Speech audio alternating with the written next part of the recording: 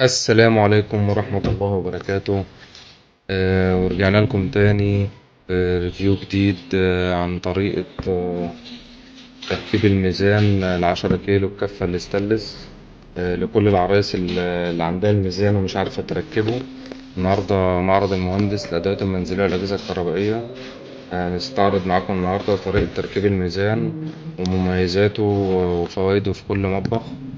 يلا بينا نبدأ. النهاردة معانا الميزان العشرة كيلو، كفة ستانلس، مؤشر، بيشيل لحد 10 كيلو. يلا بينا نفتحه كده مع بعض ونشوف طريقة التركيب مع بعض. بسم الله الرحمن الرحيم.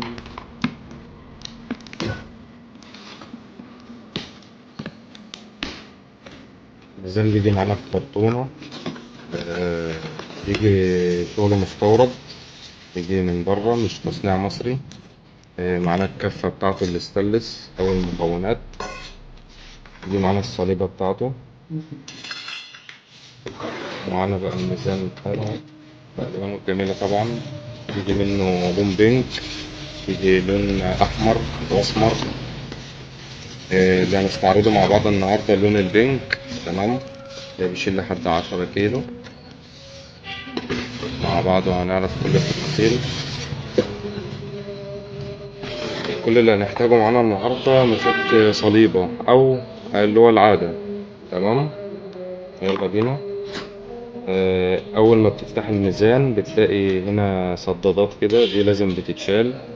دي عشان في الجمارك والكراتين بتبقى على بعضها، ما تبوظش حاجة في الميزان. بتيجي ممكن على شكل ستة أو ممكن على القطعة ديت بتبقى مربوطة بالمسمار اللي فوق. فاحنا دلوقتي هنحل المسمار وهنبتدي مع بعض اهو.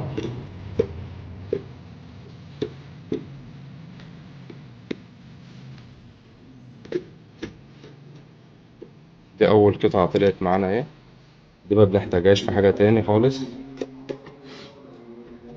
غير بقى لو عايز تقفل الميزان وتعينه تاني فبتحتفظ بيه. فبتحطها كده برضو بحيث لو حد ضغط من فوق ما يبوظش حاجة في الشاشة اللي جوه الداخلية. هنفك مع بعض القطعة التانية اهو.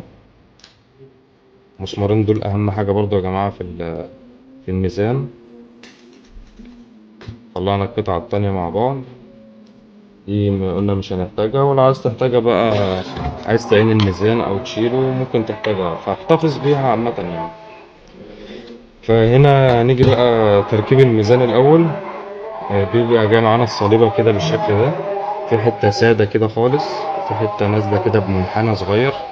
ده اللي هيبقى ده اللي هيركب فيه المسامير، الحتة اللي فيها المنحنى دي. شايفينها يا جماعة؟ الحتة دي كده، دي دي سادة ودي فيها المنحنى اهي. فهنيجي هنا مكان المسمارين هنحط ايه القطعة الصليبة كده، وهنجيب المسمارين اللي طلعناهم. نحط بقى أول مسمار هنا كده. ركزي يا عروسة، دي حاجات يعني ما بتحصلش كتير طريقة التركيب دي على بالفيديو كده.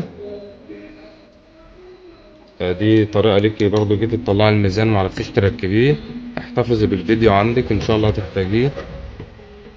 او لو مش عندك ميزان احتفظ بيه برضو، هتحتاجه ان شاء الله يعني هتجيب ميزان. لان الميزان من الضروريات الاساسية في المطبخ دلوقتي، للجماعة اللي بيعملوا طبخات، جماعة بيستعملوه في الرجيم تخسيس. ليه وصفات كتير عامة يعني. دلوقتي احنا ركبنا مع بعض القطعة الصليبة اللي بتركب فوق. تمام. ونيجي هنا يا جماعة بقى بعد ما ركبنا القطعة اللي هي الصليبة دي وربطنا المسمارين، نربطهم كويس برضو عشان يبقى الميزان كله قطعة واحدة. تمام. ونيجي بقى نحط الكفة دلوقتي وهنشوف معانا ايه.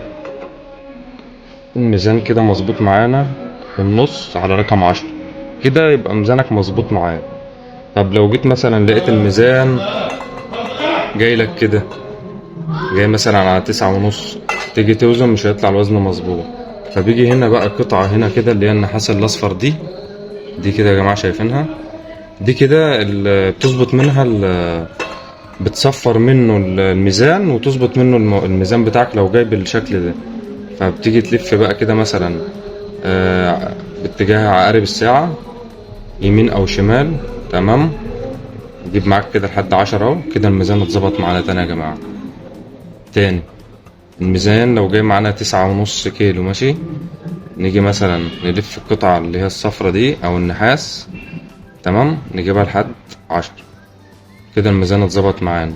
كده لو حطينا اي حاجة دلوقتي نقدر نوزن اي حاجة. وليكن مثلا نجيب مثلا الآلة اهي، جابت معانا يا جماعة ايه اهي. بتعد بقى بعد 10 بقى في شرطة صغيرة وشرطة كبيرة. الشرطة الصغيرة دي كده 50 جرام، الشرطة الكبيرة بتبقى 100 جرام. تمام يا جماعة. يعني هتعد كده بقى الشرطة الكبيرة هتعد 1 2 3 4 5 كده، يبقى جبنا لحد نص كيلو، يبقى 100 جرام 200 جرام 300 جرام 400 جرام 500 جرام. الشرطة الصغيرة هكذا تبقى 50 جرام. بعد كده الشرطة الكبيرة 100 جرام، بعد كده في شرطة صغيرة يبقى كده 150 جرام. تمام يا جماعة. وهكذا وهكذا وهكذا، بيجيب معاك لحد 10 كيلو يا جماعة. فبصراحة تجربة ممتازة ممتازة ممتازة لأي حد عايز ميزان مؤشر، بس يدور على المضمون وحاجة محترمة تكون مستوردة. الكفة بتاعته بتبقى من الستانلس ستيل. ستانلس غير قابل للصدأ نهائيا. تمام. والميزان بيجي معانا بأربع ألوانات، الأحمر والأسمر والبينك اللي هو الروز، وبيجي تقريبا معانا بلون كمان اللي هو الأزرق. فبيجي معانا بثلاث أو أربع ألوانات. ده كان ريفيو معانا عن الميزان الكفة الستانلس 10 كيلو. تمام. وشفنا طريقة تركيبه.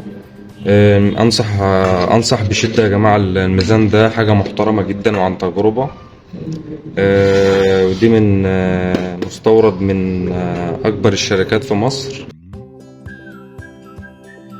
حاجة محترمة يعني، تقفيل ممتاز، الدهان بتاعه حتى الرش بتاعه حاجة محترمة جدا جدا. تمام. وده يا جماعة برضو سعره بيختلف من مكان لمكان تاني. بيبقى موجود في السوق منه نفس الشكل كده المصري، بس المصري هو شغال بس بتبقى الخامات مش احسن حاجة. الميزان بصراحة المستورد ده السوست بتاعته اللي جوه بتبقى حاجة مشدودة جامد يعني، حاجة حلوة. والتقفيل بتاعه برضو حاجة محترمة، والكفة بتاعته ستانلس على المغناطيس. فده نازل معانا النهاردة في العرض يا جماعة.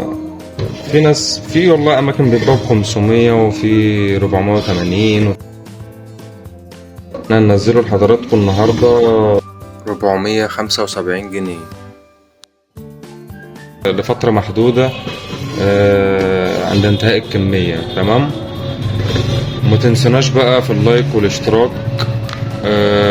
ولو في اي حد عنده اي حاجة في يعني اي عروسة عندها حاجة في الجهاز مش عارفة تركبها، ممكن تكتب لنا في التعليقات نعمل لها ريفيو عنها ونساعدها ان شاء الله. وهنسيب لكم برضه ارقام التليفونات والمواقع كلها في الوصف تحت. ما تنسوناش في اللايك والاشتراك.